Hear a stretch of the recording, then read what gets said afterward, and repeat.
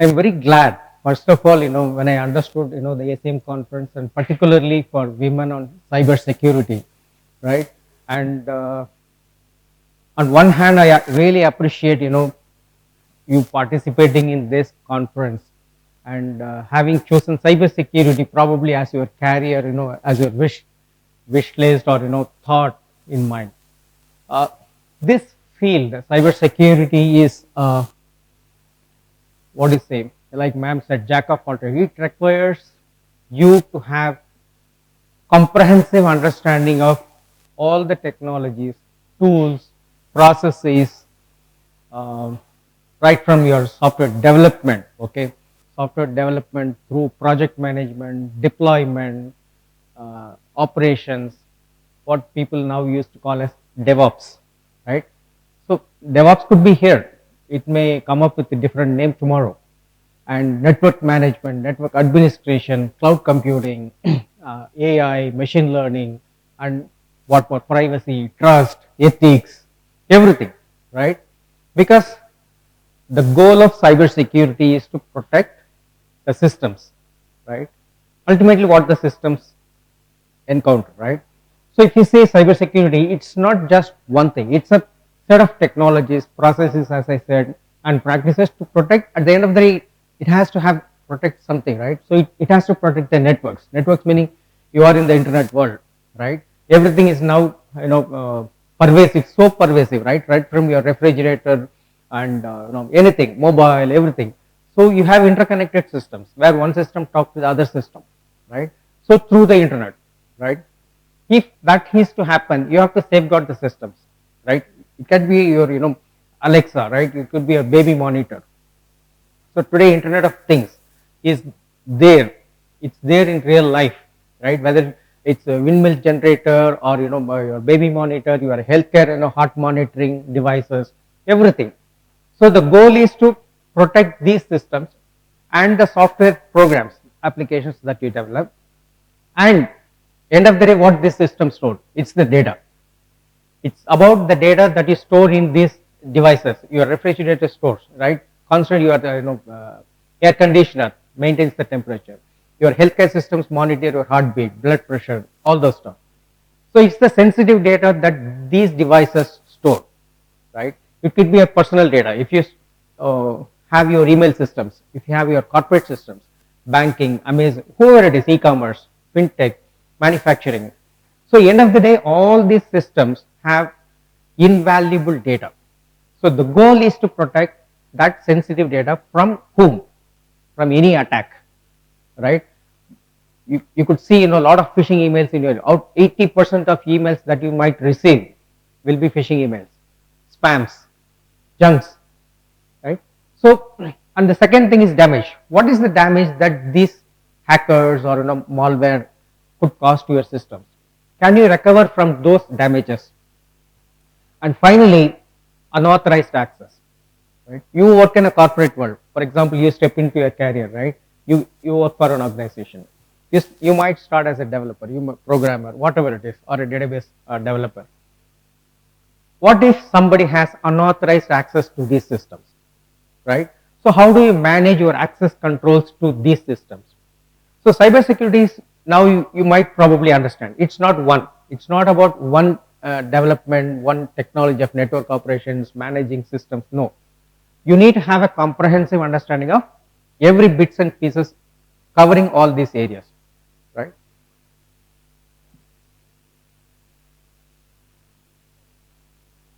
Like I said, women in cybersecurity. Most people might come to a conclusion, or they might think girls are meant to do these things, right? Right from the old age, right? No, cybersecurity is not just for men, right? It's one of the quote from Charlie Osborne, who is a cybersecurity journalist, and this is what she says, right? They are no less capable than men because of discrimination or unawareness and a failure to encourage the next generation to promote this thing. So you are there, right? This is the first step that you have taken to enter into the career of cybersecurity, right? So now you should focus more on upscaling yourself, learn new technologies. Don't think that this is not for me. For example, machine learning. So what has machine learning to do with cybersecurity? Don't think that way, because the goal is to protect the data, to protect the systems. So machine learning gets deployed, right? Everything gets deployed in a server, in a set of servers, in cloud computing, or in the on-premise systems. The goal of cybersecurity is to protect the systems, minimize the damages, eliminate the risk as much as possible. There is no 100% of risk elimination. There is nothing in life, right? The same thing is true with the cyber world. There is a strong comparison that I could give you between the physical world and the cyber world, right? You construct a house, right? When you construct the house, you have certain things in mind. You give importance to aesthetics, gardening. This is how my bedroom should look like. I need to have windows in all the four sides. My kitchen should be. So you have certain things when you design the system, but you don't give too much importance to the security side of things. Where will the thief enter into the house, right? You have an exhaust, you have all those stuff, but those things are done with the good intent of designing your house. I want good looking view, right? All the stuff. You see the apartments, most of the apartments have only the glass windows, large glass windows, right? But the design is not to ensure, what if something could go wrong tomorrow when I go for a vacation or something like that. So when you design with a good intent, but on the other side, the intent of the other team, malicious people, they find out, where do I have an opportunity to enter this house, right? You have a main door, you have a physical security guard in your gated apartment, everything is there. So you trust those systems. Okay, I have a watchman, I have multiple gates everywhere, I have a camera installed, right? I have a locker, I have 3 doors to get into it. You have certain assumptions, you have certain things in mind and design these systems, but ultimately theft happens, damages happen. Who can you blame? Be it the physical security guard or your own self. Hey, I forgot certain things to take care of this thing. No, your intent is different from the malicious people, right? So you have chosen to enter this career, which is very appreciable, and keep it up. So when you say, or when you talk about cybersecurity, cybersecurity is a superset of information security, right? Because information security, when you say information security, its focus is mainly on data. It just focuses on data. Where do I store the data? What kind of data am I storing? Am I storing it in the database? Am I storing it in files, Word documents, whatever it is, email, anything. So information security is just focused on protecting your information data. But cyber security, as I said earlier, it has a larger scope. It focuses more on protecting your IT assets, right? Your systems from the external and internal attacks. See, now you need to remember this, right? We always think, right, like I said, the thieves or burglars, whoever it is, they are outsiders, right? Same way in the cyber world, there is a group which constantly working. Where is the gap? Where is the vulnerability? Which systems can I target? Which end user can I target, right? Through mobile, now mobile phishing, right? Everything is happening, skimming. Recently I read, even yesterday when I was in my village, the poor people, poor citizens, right? People who are illiterate, everybody uses a mobile, end of the day, and they have a smartphone. Smartphone is very easy for hacking, right? So one person said he received a message saying that 10,000 rupees is deposited in his account. Please share your PIN number.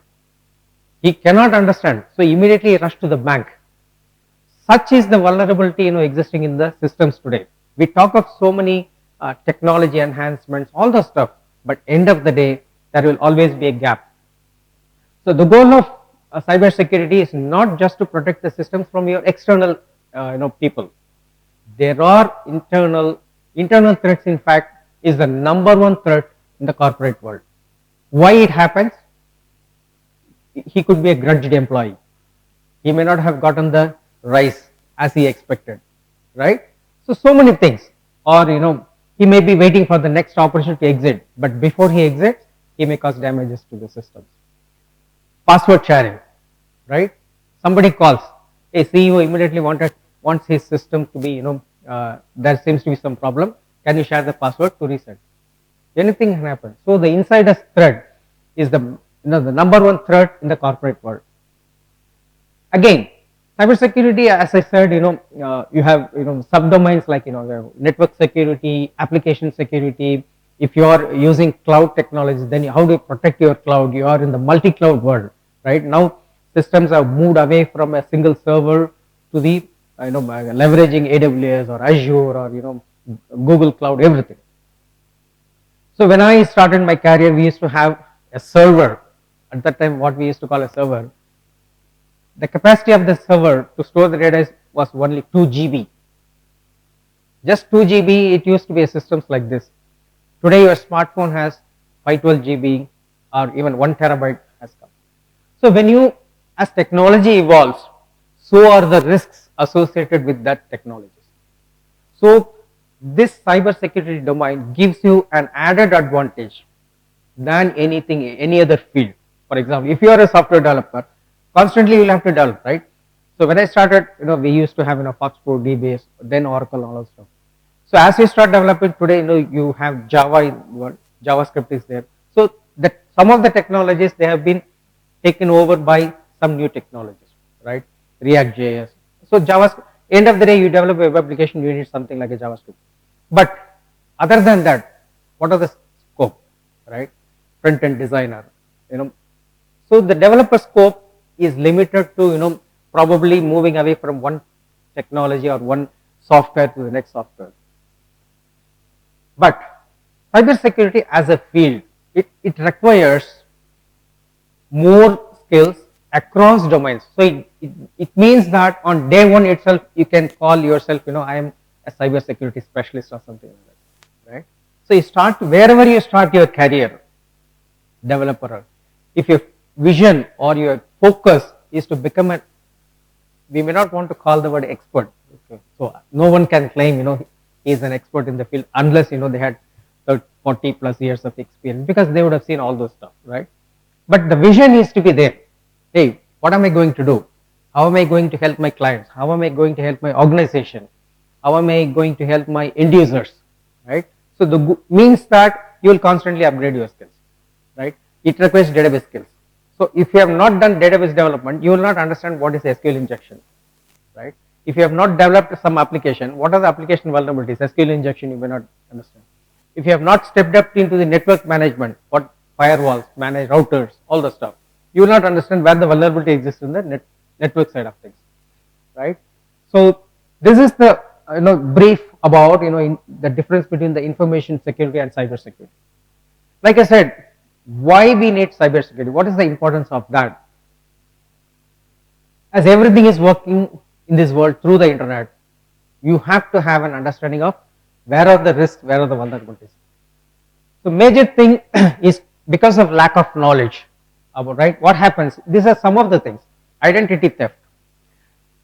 Identity theft can cause any amount of damage to the individuals, right? If your password, because most people in the name of keeping strong passwords, because Google or Gmail or any email systems, right?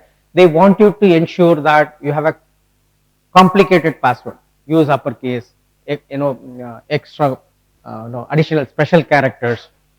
So what happens in that process is we tend to use the same password across systems.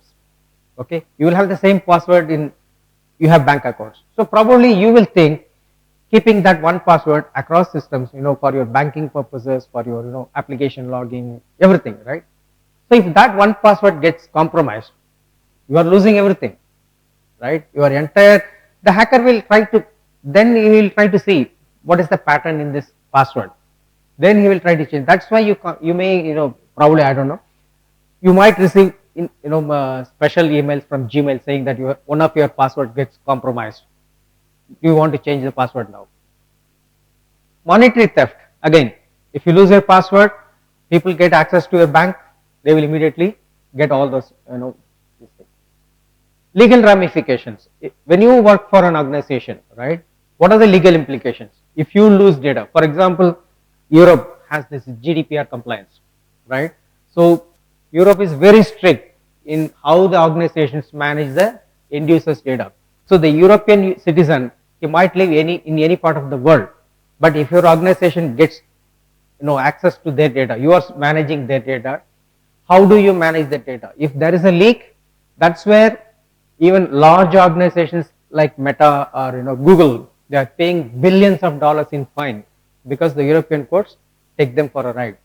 So it's very as an organization, can you afford? Even in India, we have this bill called Data Protection Bill.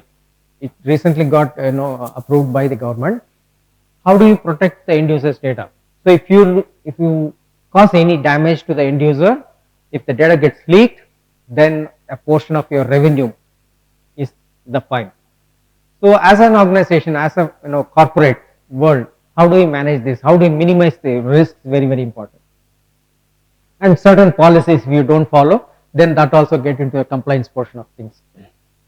And again, what are the top vulnerabilities or threat vectors as they call in the cybersecurity world? Everybody uses the web browser. So if that web browser has a vulnerability, use Google Chrome, Safari, Firefox, everything, right? Instant messaging clients, use Facebook Messenger, all the stuff, and web applications. So these are some of the avenues to get compromised, get vulnerabilities into our systems. And this is some of the projections, what kind of a breach could happen in the coming times, right? Sorry about some of these fonts and other stuff.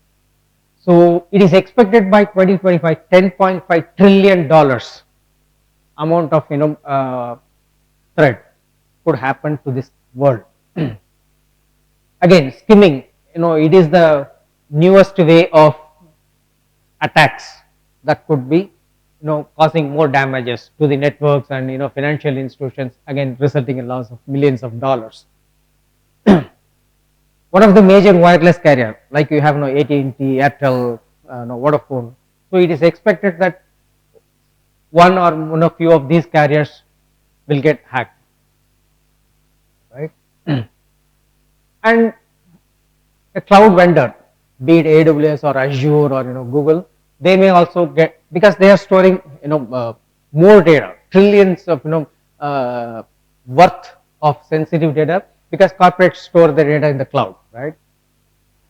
And the online gaming community, we talk of Dream11 and all the stuff, but at the end of the day, without even realizing, because when you get into this online gaming world, what is the focus?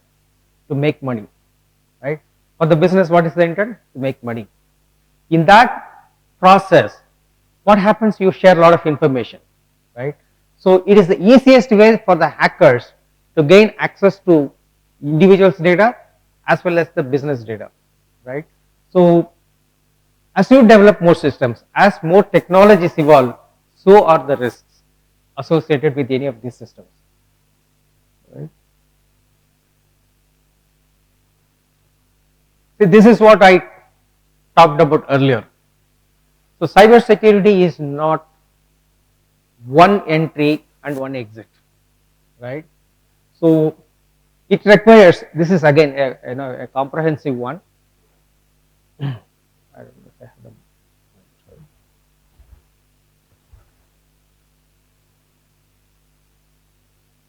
See, as you see the branches, right? Let's talk about the first one, the physical security. Like I mentioned, in the physical world, how do you manage your house or apartment or anything? That is very important, because this is the first point of entry, right? So when you enter the college, even I saw that security guard asking everybody to wear the ID cards. So if that person does his job well, at least you are minimizing the risk. You are protecting your environment, right? Of course, if there is one side of thing, one part of it, you wear a tag, probably your college gives you blue. He may think he is not going to make sure that validating of your identity card, whether this is the person you claim to be, right? Anybody can enter with the blue tag, he may think, but at least he does his job. So physical security is very important. Again, this physical security could be in any form. Like I said, you install cameras, right? You have what you call bollards, so that any car or something doesn't enter as they wish. So it could be in any form, but physical security is one of the first step. The second one, okay, we'll come to the career development later. You see at the top, right? Federated identity. Federated identity is like, just to give an example, you work in the corporate world, you are given a user ID password to log into your system, right? But you have various applications. For example, you may have a HR application, you may have financial application, you may have third-party applications like Facebook login and all those stuff.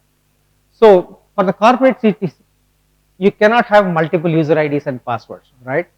So what they will end up doing that is to allow Facebook login, because you have every user today has a Facebook, every user has a Gmail account. So federated identity is your identity gets replicated or federated through multiple things.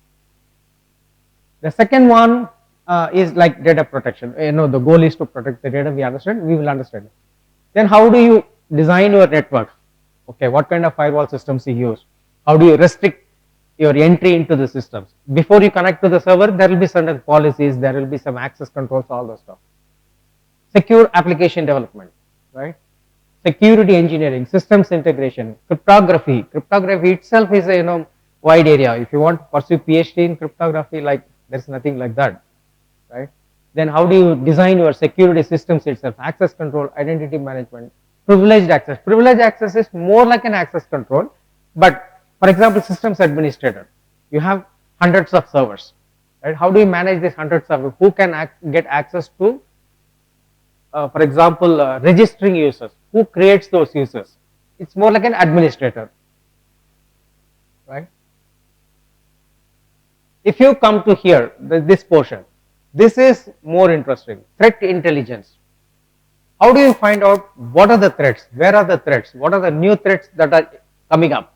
So threat intelligence, again, is it external threats, internal threats? Again, contextual intelligence sharing, all those stuff.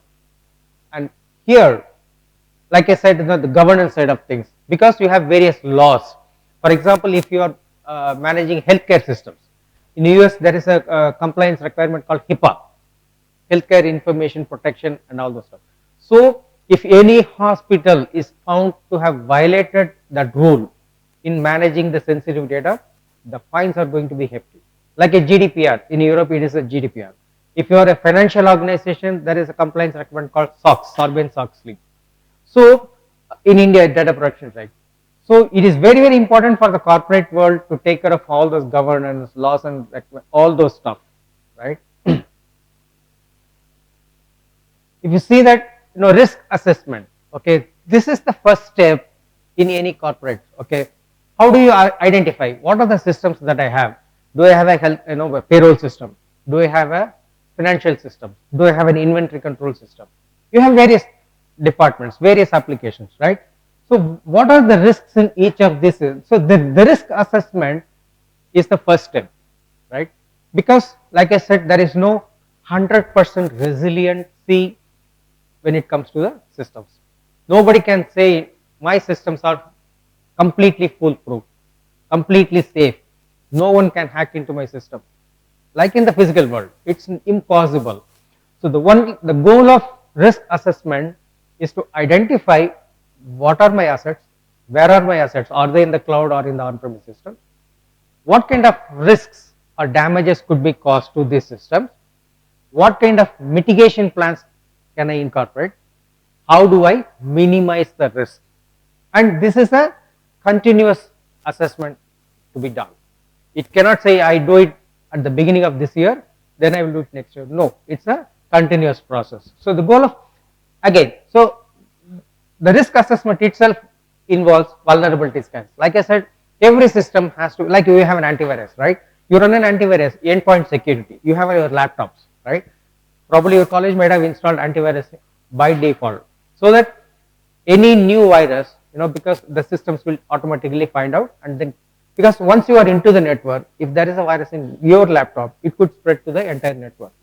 So vulnerability scan is not just for your laptops alone, it's for the entire systems. Third party risks. Okay, you are leveraging Facebook's frameworks, libraries, you are developing an application. What if there is a vulnerability in that system? Your application is, you are developing it completely foolproof, you ensure that you have done all the rest.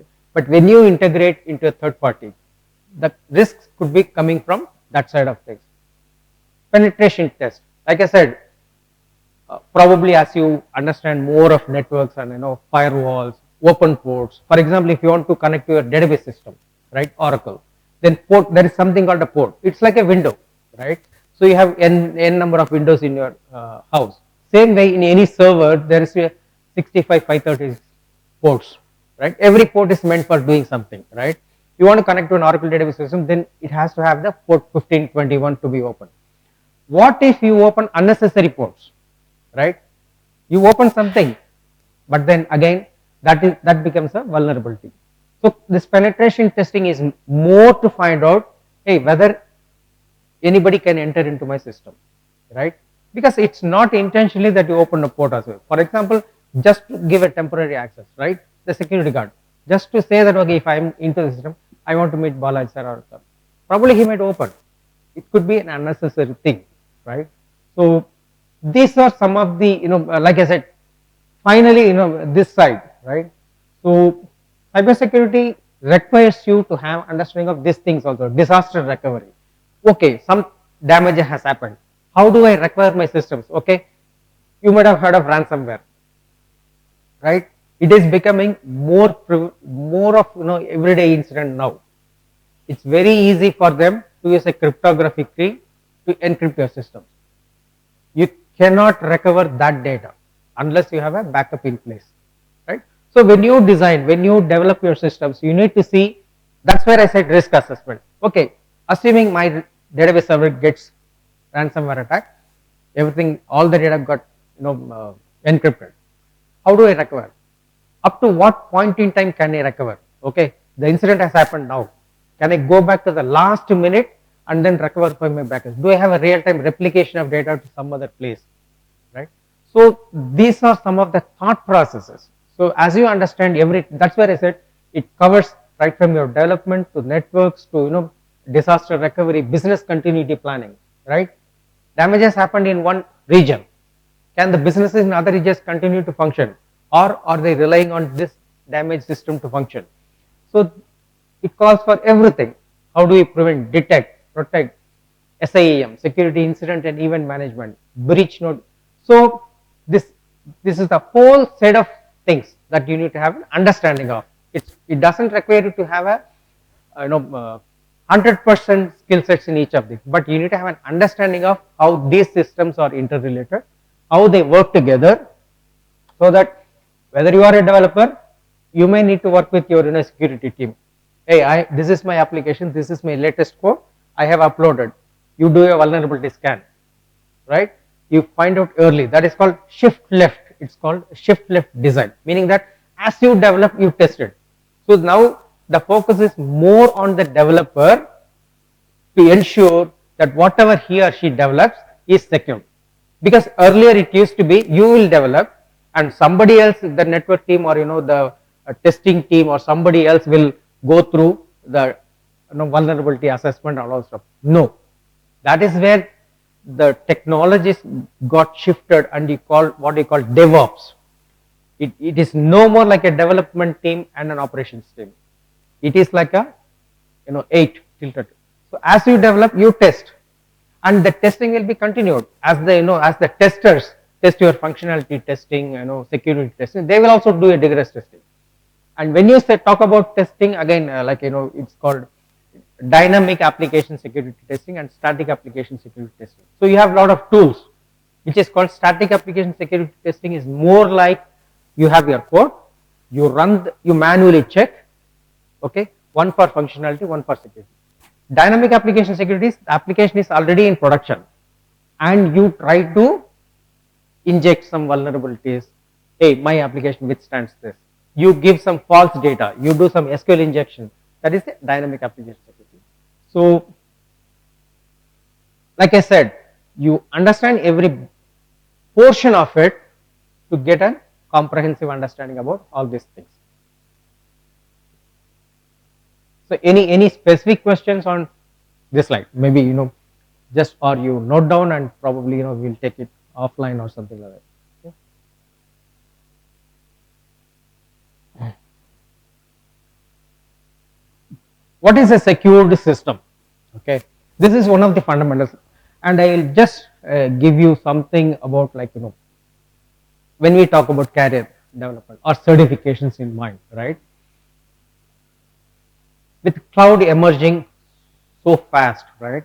There are certifications that every cloud provider gives you, right? From your developer certification to network administration, DevOps engineer certification, and finally there is one thing called CCSP, Certified Cloud Security Professional, right?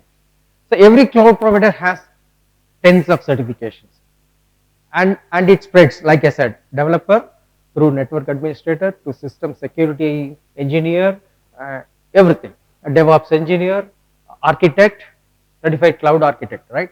So you have 3 cloud providers, at least you have 15 certifications to do, right? And then finally there are industry certifications like CISSP or CISA, CISM, and EC Council offers certifications, ethical hacking, right? All those stuff. So it's not that doing certifications alone will take you to the topmost career cadre. No. These 2 things, education, upskilling, certifications, should be again a continuous process. It's an iteration. You don't stop with one.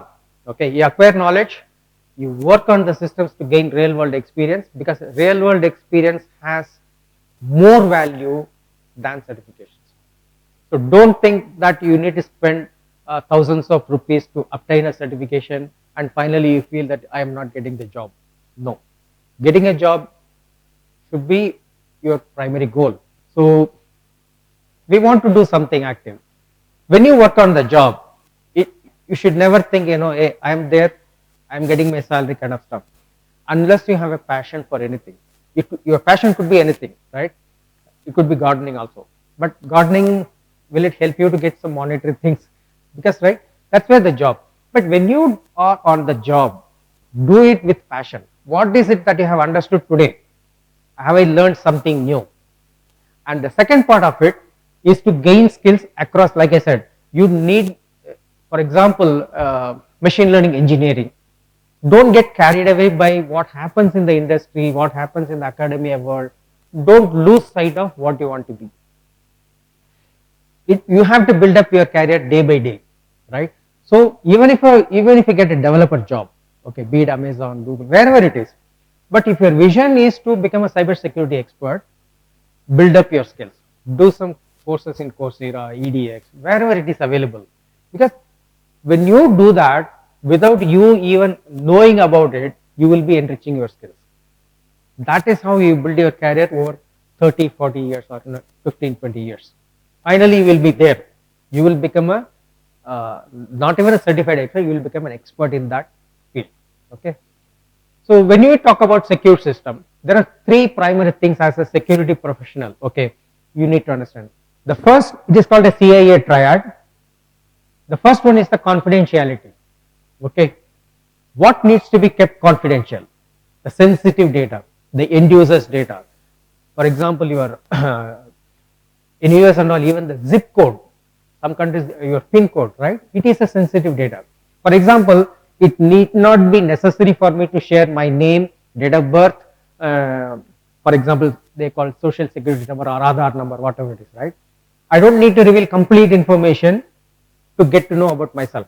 You visit a retail outlet, okay, in the name of giving you some prizes or gift coupons, they give you a piece of paper, write your Aadhaar number, phone number, they collect the data. So at that time, have you ever thought of how this information will cause damage to me? Never, right? But that valuable information with that person, that information will get percolated to any of their third parties, maybe their vendors and everybody. That is how we get unnecessary calls. We are offering this, and once they understand you are in an IT thing, then they will say we are constructing houses here. Do you want a villa? But I never shared my data with them. But how do they have access to my sensitive data? So confidentiality is more about what is confidential, how that information should be kept confidential, who has access to this confidential data, how do I control access to this confidential data, all those stuff. The second one is the integrity. How do I, for example, you have a banking, you have a bank account, right? You deposit, you make withdrawals, you get loans. How do you rely that information is safe? It doesn't get modified. What if your deposit get automatically, say minimized? Okay, from 10,000 rupees I had, all of a sudden I see only 1,000 rupees. So how do you, as a corporate world, how do you ensure that integrity is in place? Data integrity is very, very important, right? What if, that's what ransomware does. So ransomware is more of an integrity side of things. It damages the system. There is no integrity, right? And the third is availability. Are our systems 24/7 available? For example, when you want to access Google and it's not available, everything is in your email, right? You keep everything in your email and your email system is not available. What happens then? So these are the top 3 things that every corporate world has to take care of. My my systems are not available for the users in a particular region. So when you design a system, what is my other option? Can they be routed? For example, if there is a traffic jam in one place, what is my next alternative to reach my destination? Same way, if my systems in India are not available, can the users reach the systems through any other place? So that's where the internet gives you a lot of redundancy. So these 3 things are very, very essential. Okay, it has to be completely available. The data has to be consistent, meaning that it is always the same. When I see it, I see the right data, right? And this is the confidentiality. How data is kept private, secret and secure, only to be accessed by specific parties. Not everybody has access to this data. Okay, we will see more on this one.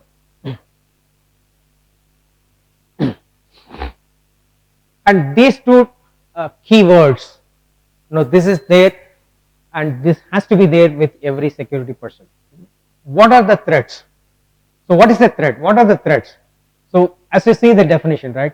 Anything that can potentially cause a harm to an information system, destroying it, disclosing the information stored on the system, adversely modifying data or making the systems unavailable. So anything that can do any of these things is a threat. It could be a person, it could be a software, right? Anything, malware, phishing email, anything. So in general they are called the threats. Okay, what do the threats do? Right? What does the hacker do? They are the threats. They can cause damages to system. What they do is they try to find out what is the vulnerability in my system. Okay. For example, you walk on the street. Somebody says, hey, I think your phone is this. You immediately turn. You are vulnerable because you are vulnerable to anybody calling by your name or hey, whatever it is. It's the vulnerability. So they try to see what are the vulnerabilities in the system, meaning that what is the weakness in that system. Can I gain access to this system? So vulnerabilities are, and that could be easily exploited. If that is, like I said, if a window, if it is a glass window, it is highly vulnerable. At least if it is a iron, kind of a thing, it is vulnerable, but I need to put in extra efforts to cut down that. Probably by then somebody could heard the noise and get it, right? So you have to minimize the vulnerabilities so that you are protected from the threats. So these are some of the examples, during the COVID period. People were worried about COVID, loss of life and all that, but for them, the criminals, their intent is always one. How do I make use of the opportunity? So oximeter, everybody was talking about breathing, all those stuff.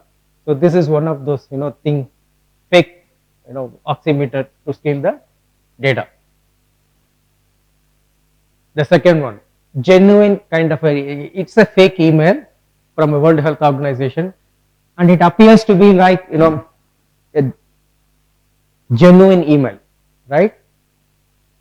How do you protect all those stuff? what are the safety measures? Senior manager HR department, right? It appears to be the genuine thing, but with attachments. If somebody had tried to open the attachment, probably it would have caused harm.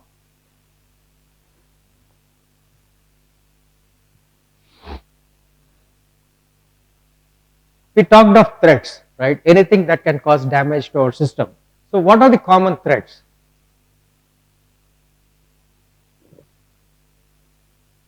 Again, this is not exhaustive, only indicative, right? Vulnerabilities in web application source code. You develop an application, there is a vulnerability, and that could immediately cause damage. Password vulnerability is the most common one, because you go to Google and you find out what are the topmost used passwords, ABCD123, whatever it is, because people keep simple passwords. So easily guessable password. Vulnerable software. You buy a, for example, you want to make use of a free antivirus software. You are searching for a free antivirus software. How do you trust? There could be so many things available. You download it, you use it. Probably you see your system's working 100% fine, but on the back end, it may be transmitting data about what you do. What are the things? What do you have in your hard drive, right? So you have to be very, very careful. In nothing comes free in this world. Don't go with somebody says you get this free, including the kids, right? So their intent is just to make you understand, because of this you will buy that, or get into that other side of things. Misconfigurations. If you talk of cloud security today, this is the number one threat in the cloud world. What is misconfiguration? Like I said, I was talking about ports and policies and firewall policies. Who gets access to the system? By knowingly or unknowingly, you configure something, right? You allow some settings that could lead to a lot of damages. Okay. For example, like the physical security guard, right? If he allows a wrong person, with the assumption that he is is one of the student or one of the professors here. Web browser vulnerabilities. That's where if you see that most of the time your settings in the browser will ask you to give a confirmation, automatic updates, right? Because Firefox or Safari, anything, Chrome, you see that version number. Unless you are with the latest version of their patch, any vulnerability in the previous version could cause damage. File format, malware file transfer, SQL injection attacks. See, if you see in the forthcoming slides, you will see there is an organization called OWASP, okay, Organization of Web Applications. So if you see the top 10 threats, more or less over the years they remain the same, because these are the simple things, and these are the simple mistakes every organization or every user does. So it doesn't change that much, and SQL injection is one of them, because when you want to access your systems, you run database queries, right? You are writing an SQL select star from this database. Although it's a simple thing. That SQL, if you are not writing the proper SQL statements, people can easily change that SQL in the browser itself, and they can pull it. For example, if I say select user ID and mark 1, mark 2, mark 3, right? You write a standard SQL where name equal to this, or user student ID equal to this. That student ID I can constantly change and pull the data. If you say student ID equal to 5001, then hacker will say 5002, 5003. He will not be worried about running hundreds of times, right? So SQL injection in man in the middle attack. Man in the middle attack is like they have systems, they have software, they will constantly monitoring about your activity on the internet. You go to the airport, you go to railway station, you make use of the public Wi-Fi, right? You connect to the Wi-Fi, which is untrusted, right? So you have to be very, very careful. As much as possible, don't try to use the free Wi-Fi available in the public places, or you use it only to see, for example, cricket scores or something, which is not. Don't access your banking systems. Don't access your sensitive places, anything else, right? Because there, what will happen is these intruders, they will constantly track what is happening, okay. And finally they will try to make, there are so many things called session hijacking, all those, these are called man in the middle attacks. So they will try to make use of your connection and then they will get access to the systems. Phishing, we talked about it. And this one, denial of service and distributed denial of service. The goal here is more or less for the corporate world. For example, the intent is to, for example, if a corporate world, okay, I used to work in the matchmaking industry, and before that I was in the internet company, right? You have say 100 millions of users, right? So the intent of the hacker or malicious person is to disrupt the functioning of the system. For example, it could be my competitor. Okay, even today you see national threats. For example, if any other country, for example, China or Russia, anybody, right? Most of these hackers are from China, right? Probably they want to disrupt the systems in India. Their goal is to disrupt growth, whatever it could be. So any government website, probably what they will do is distributed denial of attacks is more like you send continuous connections. So you have a limited capability in every server, every system, right? It has a set of memory, it has a set of hard disk. Your network throughput is probably 1 GB, 2 GB kind of stuff. Everything is not. So their intent is to attack the system using vulnerable systems. For example, if your laptop is vulnerable, if they have access to your system, they will use your system to send a connection to that server. So this is how exploited systems are used in this world. Nobody buys a server, 100 systems to attack a company. They identify from the internet where and all the systems are available in the world, how vulnerable they are, can I use this system to send a request to the other side, right? That is the DDoS attack. Again, remote code execution, insecure protocols. For example, as you probably study, you will understand what are the protocols. For example, today there is a mandate that every website has to use a HTTPS, secured HTTP, right? HTTP is a protocol for web, right? So if any website uses HTTP, it is vulnerable, right? Similarly, if you click on that lock button, you will understand more of the certificate, the secure certificate, because you have certificate authority who issues all the security certificates. So as you understand more of these things, for example, there is something called SSL version 1, 2, secured socket layer, right? So now that got replaced with TLS, which is called transport layer security. It is for the systems which are on the two sides of the internet, they have to use transport layer security. So this is more important. And anyway, we talk of viruses, spyware, adware, worms, and the Trojan horses.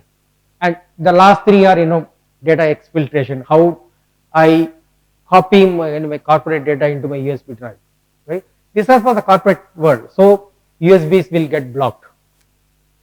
You cannot download data. You cannot send data through email, right? What if, like I said, the insider attacks, right? Somebody might download the entire corporate data onto their laptop, copy it to an external drive. They may simply walk away, sell it to a competitor, right? So these are some of the threats.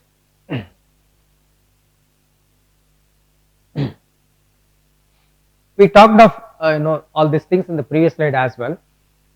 And what is we talked of this CAA triad also, right? The confidentiality, integrity, and availability. So how do you ensure? Okay, for example, I want to ensure confidentiality. My data is private, it is secret, it is how do you ensure? One way is to use data encryption. For example, your password. Every organization stores password. If that password gets stored in a plain text, it is highly vulnerable. It can be easily guessed. So what they will do is, as the end user types the password in plain text, that password will be hashed and salted, and it will be stored in the encrypted format. Because encrypted data cannot be accessed. Because I don't know what is the encryption algorithm that I used, what is the cryptographic key that I used, what is the length of that cryptographic key. Nobody can assume that, right? So it's very important that you use data encryption as much as possible. Biometric validation, right? Instead of the ID card, right, use your biometric thing or retina scan, which is little more protective than the other step. And two-factor authentication, it has become a standard now. be it your Gmail or anybody, they ask you, banking system send the OTP. They want you to confirm, right? So these are some of the, and security tokens. So you ensure confidentiality by using all these things. Similarly, the availability, I don't rely only on one system. Okay, you back up the data to multiple systems, multiple locations, so that in the end of any fault, you can restore it from there. Power supplies, everything has to be in. When you talk of availability, it's not that about the server that stores the data.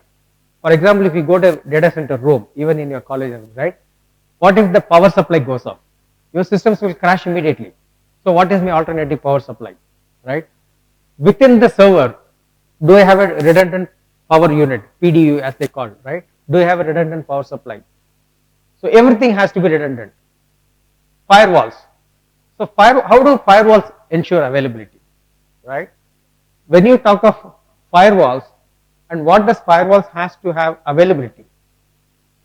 Because firewalls, every firewall also has to be redundant. Okay, if the primary firewall fails, the secondary firewall become active. But the firewalls, they restrict.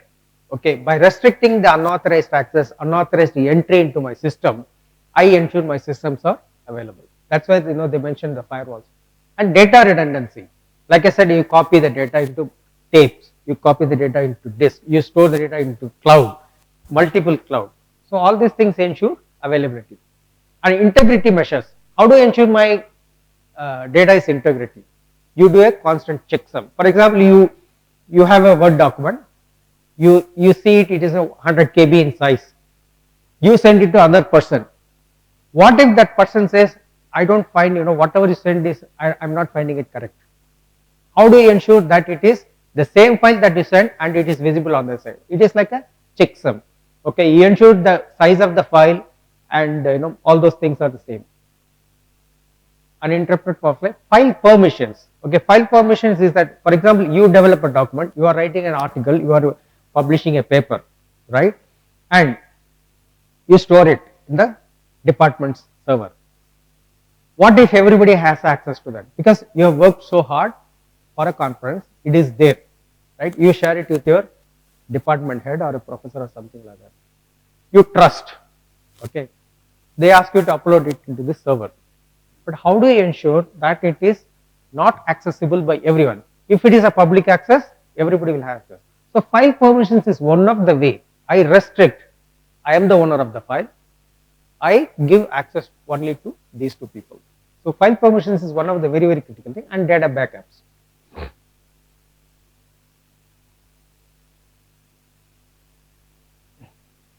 And some examples of how, what is it? We talked of these things in brief, right? For example, confidentiality, right? The employee payroll database, it has the salary details of every employee. What if you make this system available to everybody in the organization?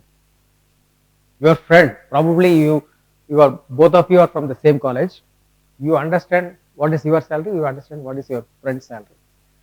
Either one of you could draw more salary, that's it, right? It's the confidentiality. So it has information about everything. It could be just an example, right? It's just an example. So annual appraisal, you get 20%, the other person get 5%, right? So the sensitivity portion of that is related to the confidentiality. So not everybody should have access to every data. So even if I work in the HR data, right?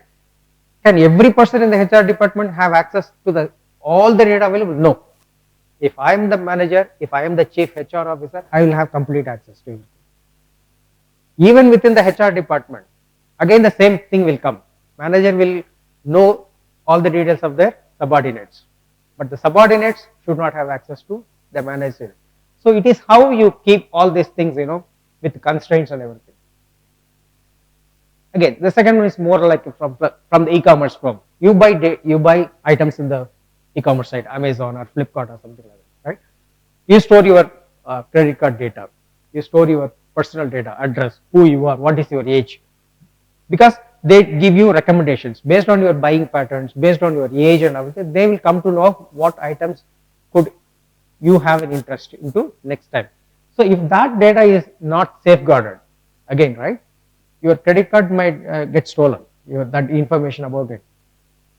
So what are the safeguard measures that you have uh, to have in place, right? So strong authentication. Authentication is the first step, right? You have to prove yourself that I am so and so, user ID, right? When you say the user ID, the system is going to see whether that user ID exists. Second step is password. And we talked of two-factor authentication.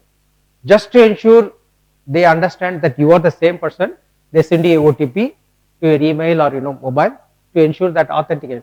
So at least this will safeguard my information is safe, not if the other person is accessing my systems. Access restrictions, we talked of it. Not everybody should have the same thing.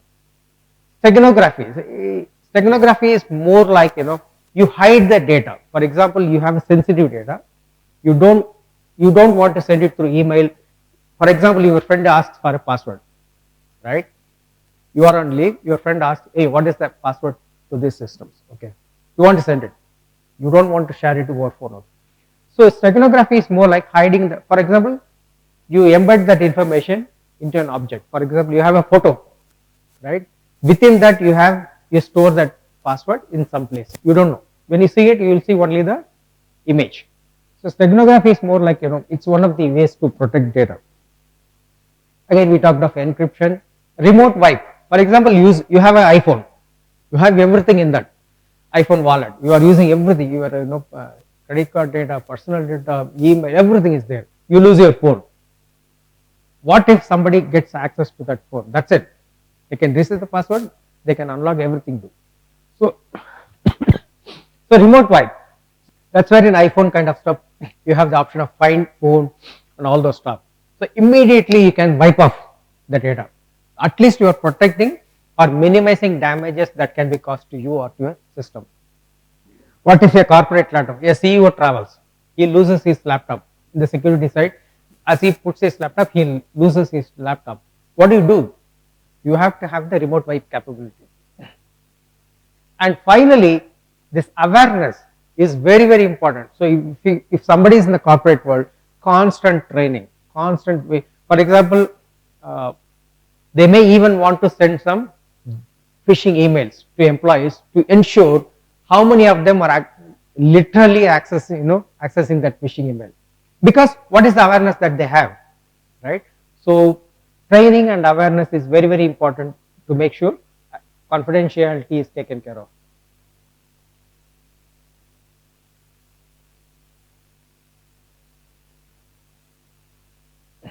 The second part is integrity. We talked about how does my data is genuine, it is correct all the time, right?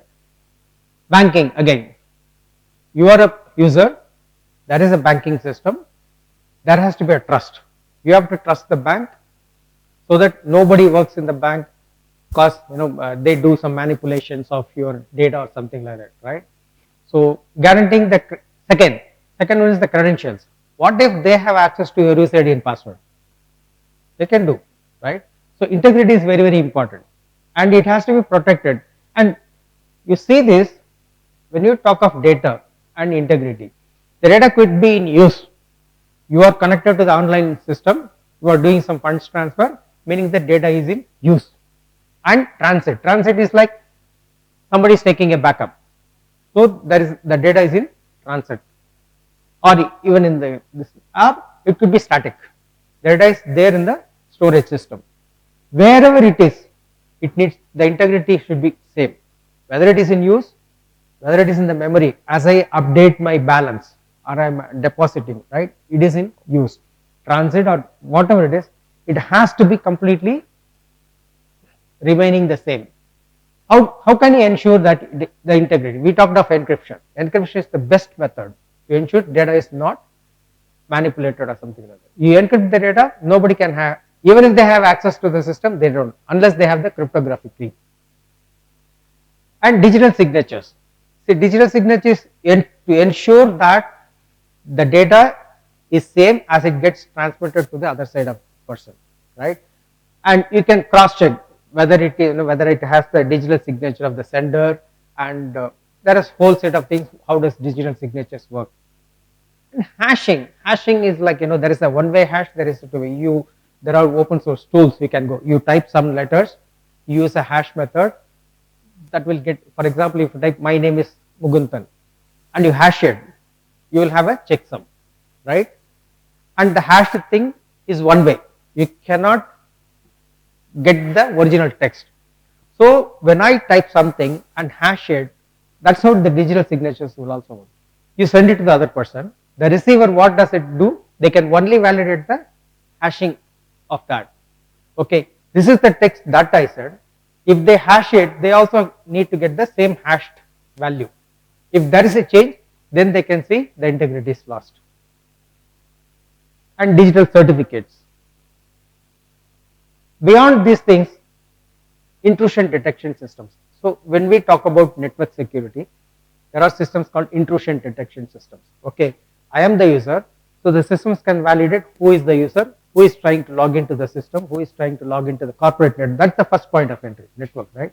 So intrusion detection systems are, they use AI nowadays. Okay, they can find patterns, because what is the pattern that they genuinely see? It is called the whitelisting and blacklisting kind of. So if they see a different pattern, even some banking systems or some AI incorporated systems, they can, sometimes I am a genuine user, but I may get access denied to the system. For example, it used to be in the past, right? Banking again is a simple example. I am connected to the banking system. I do some transaction. I am in Chennai. I withdraw something in the ATM or I do some fund transfer. Within next 1 hour, there is an access, say from Mumbai or Delhi, doing a transaction using my account. Is it possible? Unless I have shared my user ID password to my relative or something, it should not be possible. What if there is a transaction happening from US within that 1 hour, 2 hours? So this is where I said corporates or individuals, constantly you have to focus on what are the new risks, what could be the possibility of the new threats coming up, right? That's where people design, be it Oracle or anybody. They understood all these things could happen or they are happening. They put more restrictions. It is not possible for somebody to do a transaction now and within an hour from US. I have tried to do that because I was in US, with my son. They immediately gave me a call. Are you trying to do something? They may not know I am in US, right? But this is not possible. Doing a transaction in Chennai simultaneously within the next 2 hours doing from a remote phone. So intrusion detection systems are very, very helpful. And authentication procedures, versioning control, continuous auditing. Okay, deploying technology is one side of things. Unless you do a continuous auditing, continuous monitoring, continuous logging, because you need to do something, because these systems will help you to analyze what has happened, who has access to systems more frequently, are they genuine users, are they hackers, right? So these systems will ensure the integrity side of things. And finally about the availability, like I said, it's about brand value, right? Why everybody is having Gmail? Because you feel that it is part of your life. Okay, everybody goes to the Twitter when something, you are availing a free service, but then still you are blaming and mentioning something in Twitter saying that Google is not available, Gmail is not available. So availability is all about one thing, it's about revenue loss. If a business which is involved, everybody is in business, meaning that their motive is to make profit, they grow, right? So if the systems are unavailable, then it is like a Uber and Ola. You try to book a Uber and you see that a system is still loading. You don't have that patience of waiting. Immediately switch over to the other use, right? So in a corporate world, it is the same thing. If your systems are not available, if you have more latency, your system is not responsive enough, people are not going to use it. They will switch over to the other vendor. And how do you ensure? For example, that's where sorry.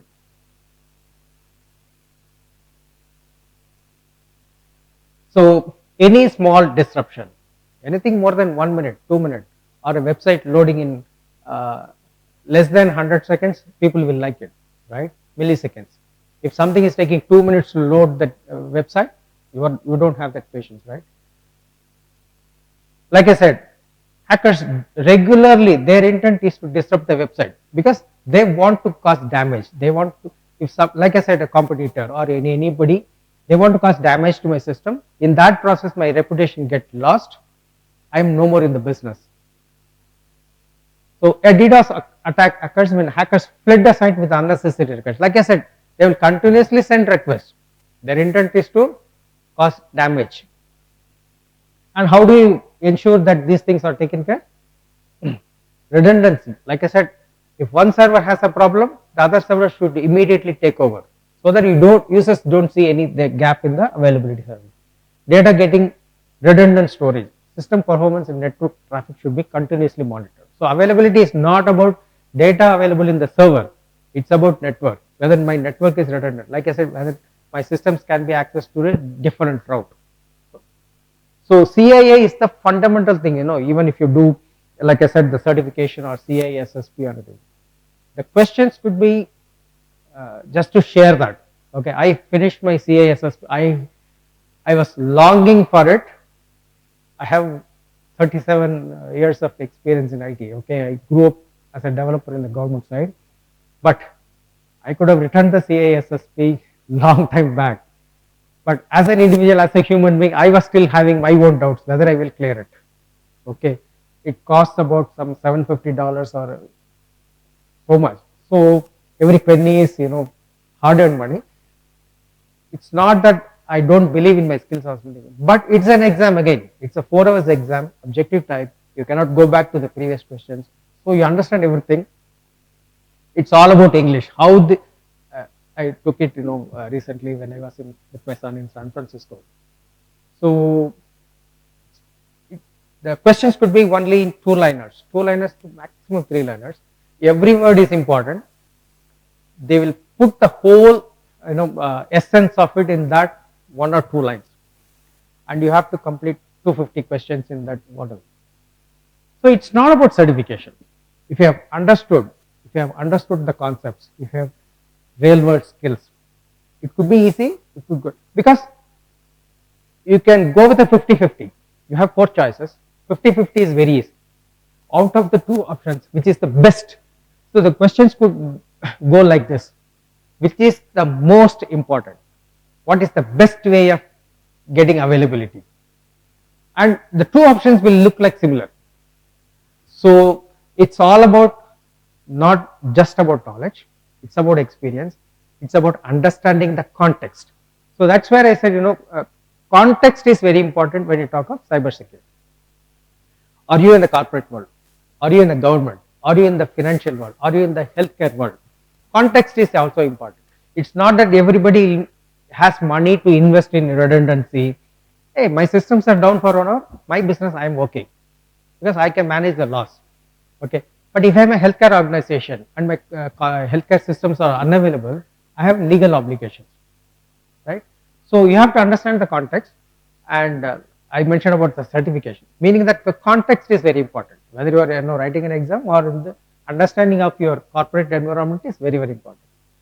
So we talked of the CIA triad, right? Confidentiality, integrity, availability, and one of the ways we talked about is the authentication and access control. So when you talk of access control, these 2 words you need to remember. The first one is the least privilege. Like we talked about the payroll systems, right? Employee, HR, payroll and all. So users should have the minimum authorization. What is the the lowermost thing that I can give access to? Read only access. Meaning that I will ensure my document doesn't get corrupted or somebody modifies my.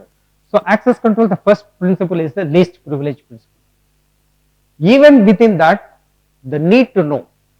Hey, first of all, is there a need for this user to have access to this system? That is called the need to know principle. These are again useful for your certifications. Okay, you have to raise a question whether this person need to have access to the system in the way. If at all they need to have the access, what is the least privilege that I can give? Read only or write only or read write, whatever it is. So need to know is more granular than the least privilege, and users must have a need to access that particular information before accessing it. So before access itself, you have to raise the question of the need to know, whether the user need to know what is there.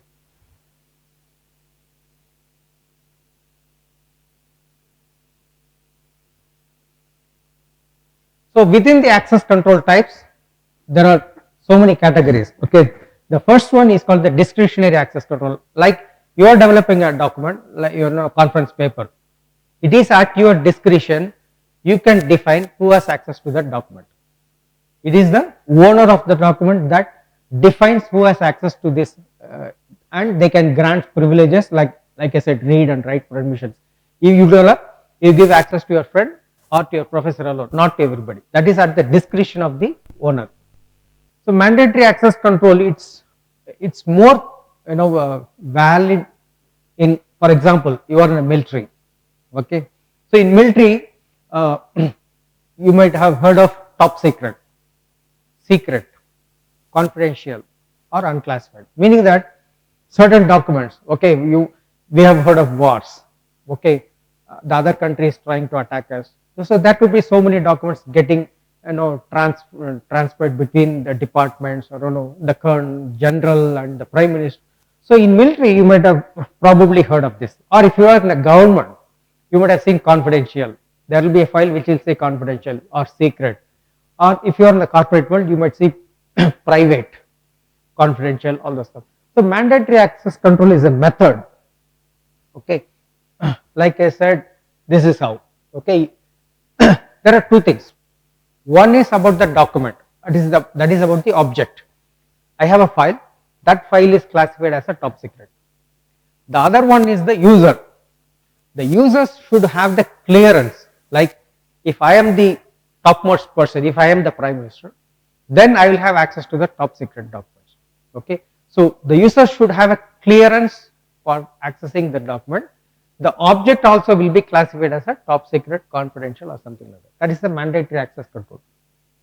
The other one is the role based access control, like we talked about the HR, right? I am the manager, I am the chief of HR, I am the recruitment head, right? Based on the role, the access controls will be defined. Who has access to what portion of the database? This is more of a, for example, if you are in the healthcare system, you have a doctor, you have a nurse, you have an administrator. So the administrator will have that is a role. So anybody who has that privileges assigned with that administrator role, they will be able to create a new, for example, some new nurses joining. So the administrator will create the user ID and password for the nurse. So their role is only limited to creation of the users. They will not have access to anything. If I am the doctor, I will have a complete access to the patient's data. If I am a nurse, I will have only access to the portion of the data that is relevant, okay, not to every other data. Attribute based access control. This is what I said. Okay, you go to the next level of access control. For example, I am in US, so that there is an attribute called location. Okay, so based on the location, based on the time of the day that I am accessing the system, so you can define controls. Okay, for example, everybody works 9 to 5 or 9 to 6. If somebody is trying to access the system at 10 o'clock in the night, you can define controls. No one can access the control beyond these working hours, or from if you are in the office, maybe you can access. If you are outside of the network, you cannot access the control. And finally, there is something called a rule based control.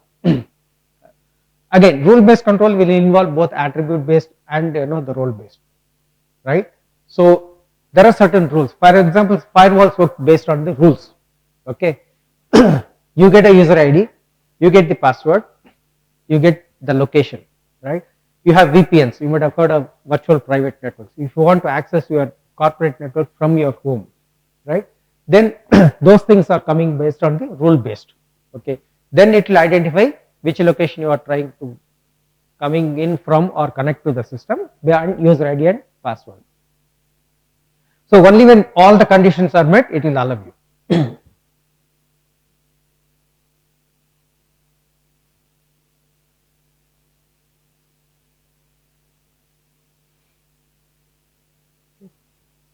And this is one of the key principles, like we talked of least privilege and need to know. The same thing is called, this is called the IEEE. identity, authentication, authorization, and auditing. Okay. So identification is like, sorry about the slide, not being visible. So identification is about, I'm a user, I raise a request to the owner to create a user ID and password for me, so that next time onwards I will share my user ID and password. Okay. So it goes to the owner, user gives a identification and password. So the first step, like I said, your ID card, kind of, that is the first step, identification. You identify who you are. The second one is authentication. You want to connect to the system. Your authentication is you share your user ID, password. If the system will validate the password, like I said, the password is stored in the hashed format. It will not be stored in the plain text, because then it will hash whatever the password that you type, that will be hashed. The hashed password will be matched with what is there in the system. If that matches, then you are authenticated to the system. So after identification, it is authentication. The third one is the authorization, like we talked about the payroll database again. Whether I am authorized to access the payroll system. Okay, if I don't have access to the payroll system, I cannot connect. Maybe I'll have access to my intranet portal to find out something. So authorization is more about access controls we talked about in the previous slide. And finally, it is about accounting. Okay, I am the user, I identified myself, I shared my user ID, password, got authenticated. Then I am connecting to my system. If I am given access controls to access the system, or it could be denied. Whatever is that, it has to be stored. This is called logging.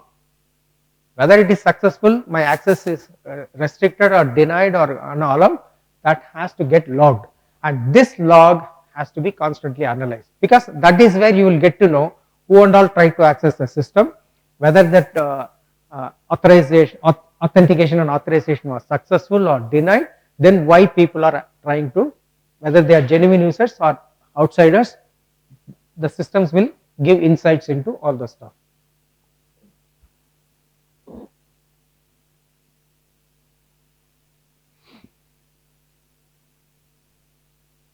Okay, we talked of threats. Anything that could cause damage to the systems or users, we called it as a threat.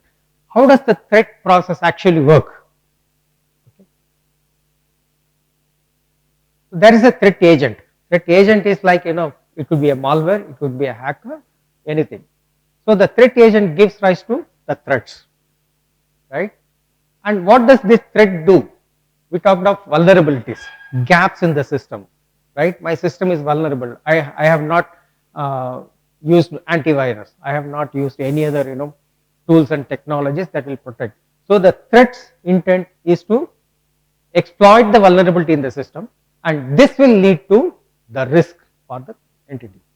So if there is a, if I have not patched my system, that system is vulnerable, right?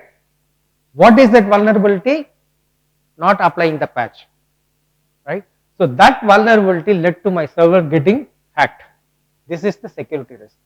And what does this do? This causes damage to the asset, and it can cause an exposure, maybe financial loss of all those stuff. And what do you do that? You countermeasure by safeguards. Apply the patch regularly, right? Or continuous assessment, continuous logging and monitoring, all those stuff. These are the safeguard measures. So this is a continuous cycle. You don't do it once. Every day. That is where systems like SIEM, like I said, systems incident event management, all those stuff. So you have multiple systems, multiple locations. If an organization is spread across the world, like large corporates, right? They have hundreds and thousands of systems, servers, right? Networks, firewalls, everything has. They will have, probably that is where they are using cloud. They cannot store the data in one server. They will be storing data in Google Cloud, Azure Cloud, AWS Cloud, everywhere. All those things has to be constantly analyzed. You have tools and technologies that does real-time monitoring, real-time assessment, all those stuff. So risk assessment and understanding of the threats is very, very important in the cyber security world. And probably you might have heard of API, right? Application Programming Interface, right?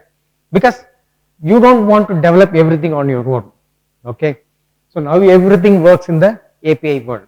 Okay, you have an API, you make use of the API, you make a call to the other side. For example, I will give a simple example. Okay, so in my previous organization, the matchmaking industry, so people will upload their photos. How do you validate it is your photo or they are not using any celebrity's photo, right? Because people have their own apprehensions, right? But in that process, the system has to validate whether it is a misused photo of somebody, right? And there is a set of database that is because only known celebrities photos will be there. Tomorrow somebody may become a celebrity, that is it. But do I want to develop a system to do that facial recognition? It will take 6 months or 1 year also for me. So what I will do, facial recognition software is available in Amazon facial recognition or in Google. So what I will do, as soon as the user uploads a photo, I will make use of an API call, send this photo to the other side, get it validated. It is not a celebrity photo, I request a call back, right? But again, these are some of the top 10 API security vulnerabilities. Okay, you may not want to go into everything, but again, broken object level, insufficient logging and monitoring, injection attacks we will talk of, right? Functional level broken thing, security misconduct. So everywhere you will see the same set of things. The top 10 vulnerabilities like this API security, cloud security, or application security. It is all standard. Broken object, right? Broken authentication. I connect to the system. My session information is get taken over by the man in the middle, and I lose access to the system, or they have my access information. Next time onwards, they will try to connect to the system. Just to have an understanding of all these things. Okay, so I mentioned about this OWASP, right? It is one of the organizations that constantly publishes what are the top 10 vulnerabilities, and I mentioned it mostly remain the same over the years. It doesn't change much. Okay, injection attacks, right? So the injection could be in database or internet. What does it do? It tries to manipulate the data. Like I said, I am trying to fetch my marks, and I might get the result of somebody else also, because there is somebody who is manipulating the data in the internet as I access the system this way, or they might download all the other users data. Okay, so SQL injection attack is one of the most prevailing attack, and this could lead to remote code execution is like you mentioned, because your information is there in the internet. For example, now everybody has access to their own system. In the past, when I was using, we used to go to the internet cafes, okay, because we don't have access, right? And in the internet cafe, what will everybody will use the same system, and I may not have cleared the cache. I will simply log out and come out, but the cache might still be available. So that is where this remote code execution, right? You go to the internet cafe, you download your mark sheet, come back, but this is information available, and that information can be manipulated, and they will download all the data. We talked of broken authentication and session, because so this is one of the important things as you develop application, right? Session management. For example, you get timeout, right? You stay idle when you are connected to the banking system or anything, you get timed out. After if you are inactive, the system will automatically shut down, because your session cannot be open, because it is vulnerable and anybody else can use that system to access. So this is session management is very important. And right, for example, broken authentication, you have your passwords in the plain text, it is vulnerable, right? And this one is called the cross-site scripting. Cross-site scripting, like for example, some of the activities are done in your browser, right, in the local machine, and certain portions of the application gets rendered by the server, right? So what will happen is, you have your application, you develop your application. If there is a flaw in that, for example, there's something you will learn. You may want to do more exploration on cross-site scripting. This is one of the prevailing vulnerabilities. So the hackers, or the malicious people, what they will do is, they will inject some portion into your application, okay, and that will get downloaded into the client side of things. Instead of the intended script running, the malicious script will run, and that may lead to point to a different website. Okay, you might think you are accessing the genuine system, but it's a false system. You will be taken to a different system. In that process, the malicious person gets access to your data. What is the user ID, password, all those stuff. So it is, again, like I mentioned, it is an injection attack that involves injecting malicious scripts into web pages in order to execute code in the browser. And this can lead to session hijacking, data theft, and all that stuff. So cross-site scripting is one of the most prevailing vulnerability even today. Again, broken access control, because if I don't properly authenticate, right, that could lead to my access control. For example, bypassing access control mechanism. So if my access control authentication process is not strong, anybody can get access to the system. Security misconfiguration. For example, when an application is improperly configured and opens security, like I said, 65536 ports are there. If I open unnecessary ports, or if I don't close the port, for example, you open the door as you enter. If you don't close the door, it is vulnerable. The same thing, any misconfiguration, disabled security settings, okay, incorrect file permissions. It's a simple example, right? So if I am giving a wrong permission to user, then it is, you are bound to have, the damages caused. So these are the first 5, and again, if you see, you will always see a overlap of what we talk of, because why it is all repeated, because you have to know these are the things that cause damages. It is not something new that is happening in the industry or something like that. Because people fail to take control of these things due to oversight or due to time bound restriction or something like that, there will always be a chance. Like I said, your own application or a third party application or any API that you try to use, wherever the vulnerability, your system will get impacted. Insufficient authorization and authentication, we talked of it, right? Insecure cryptographic storage. For example, like I said, your passwords. If you store your password in a plain text, it is the easiest thing for a hacker, right? That is what cryptographic storage. So you have to use a strong encryption algorithm. You don't use a simple, and that's where you see a 128-bit encryption, right? You can see even in your mobile also, sometimes it will say we use a 128-bit encryption, 256-bit encryption, all those stuff. And tampering with the data, like I said, insiders or anybody, if they have access to the system, the administrator is supposed to manage the systems. If that administrator intently want to do some damage, they can do, right? So they can update a database. If they have, so even if you are a database administrator, that's where auditing and logging is very important. You have a database administrators in your, for example, if somebody is managing your marks database, if that person is given endless privilege, at his will he can do anything, right? You are a friend, he will do. So you have to audit, you have to log how many transactions, what is it, okay, and that has to be supervised, that has to be analyzed. You have data analytics tools nowadays, okay. For example, only during the for example, the results publishing stage, somebody needs to access that system. If there is an access to that system prior to that or after that, then you need to immediately raise a question why this system was accessed. So tampering with data is very, very important. Using components with known vulnerabilities. For example, this is again one of the easiest thing could happen. Everybody wants to develop a software, or you may want to develop your own web application. You want to develop your own website portal. What do? You go to Google, you find out what are the open source tools. You use a MySQL database, use Apache web server. Everything is free. There is a subtle difference between free and open source. It's more from the license perspective. So what do? It gives you immediate access to the development tools and technologies. You develop it. You don't understand about who is responsible for any vulnerability in the software. If there is a flaw, because it's done by the community contributes, right? There is no single owner who, if you are using Microsoft product, at least you will get a patch. In the community world, who provides the patch? Only the community.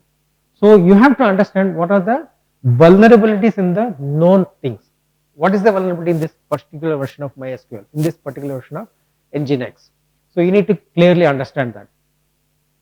And the most important, and which I talked of also, is the insufficient logging and monitoring.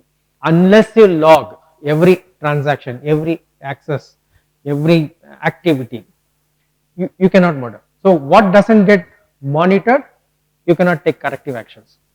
Only when you come to know of somebody has tried to access my system, then you will raise a question of what made them to enter into our system. Is there a gap in our system?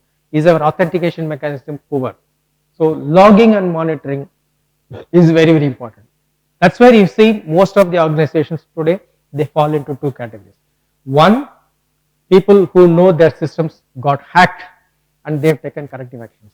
The second group, they don't know their systems have been hacked and they are still using the same system. So continuous logging and monitoring, it's very, very important.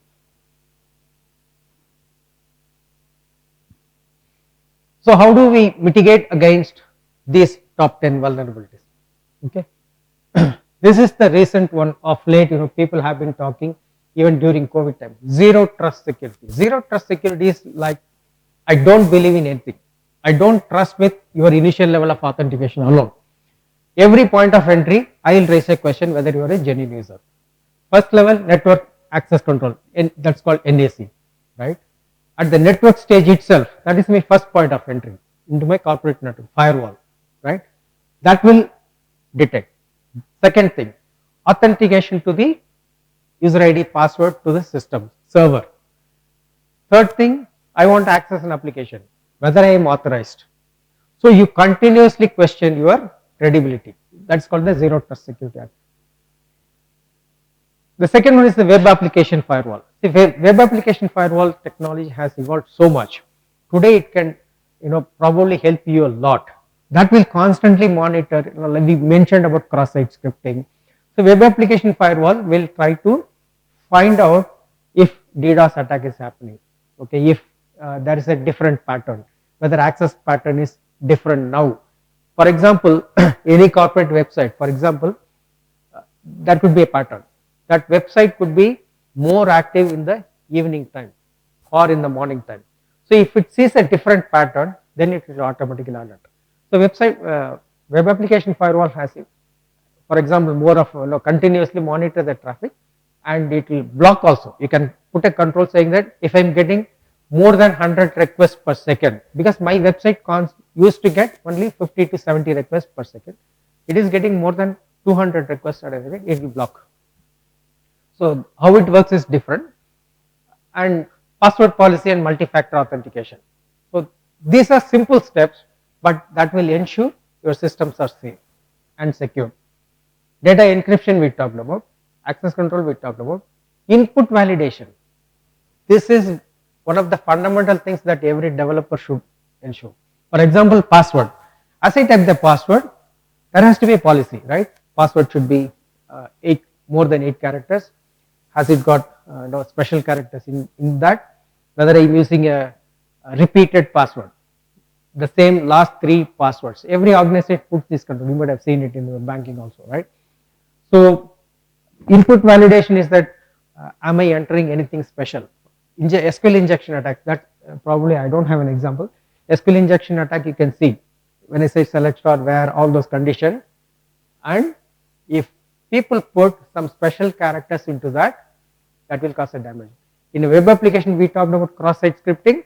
So if there is any place where I am using a less than symbol, script greater than symbol, if there is a script portion in mind, you need to validate whether somebody is putting a script.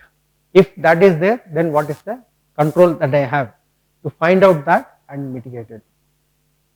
The input validation is one of the must. And hygiene, cyber hygiene is, it's like a daily or physical thing. There has to be discipline, policies, procedures, standards, guidelines. You need to have training, awareness. These things will ensure that you are minimizing your damage. Effective logging and monitoring we talked about. Okay, everything has to be logged. Okay, it's not about whether I have the storage or not that much of storage. Everything has to be logged, right? That's where for example, if I have a biometric system, that is the entry point that gets logged. Then For example, I have to go to the data center. Okay, then I have a retina scan. Okay, that has to be logged, and these things to be monitored. It's not about logging; it has to be monitored, and somebody should review this whatever the data that's logged. There are tools and technology for automatic monitoring, but that has to be monitored. Okay, because not every system is fail proof, right? Biometrics can be easily overcome. So everything has to be logged and monitored. Like I said, regular scanning, audits. You are introducing new server into the system. Okay, in the context of business urging you to deploy the system, we want to go live tomorrow because there is a new offer, $1 billion sale. We have seen that, right? Big billions and all that stuff. Then it requires hundreds of systems to be immediately deployed just for that one day. In that process, you make a mistake, you oversight, some oversight happens. That's it. That is enough for people. So this penetration testing, audit, all those things. And finally, the secure coding practices. How you develop your system is very, very important. Whether my developer, it doesn't matter whether I'm a fresher, whether I have a 3 years experience developer, 6-year experience architect, it is immaterial. We are all humans. We will make mistakes, right? That's where I talked about shift left testing. The developer has to develop with the security mindset. You need, how do you understand what is the security from your perspective, right? So there will be guidelines, standards, procedure. Hey, this is how the system should be developed. Okay, you write in SQL query.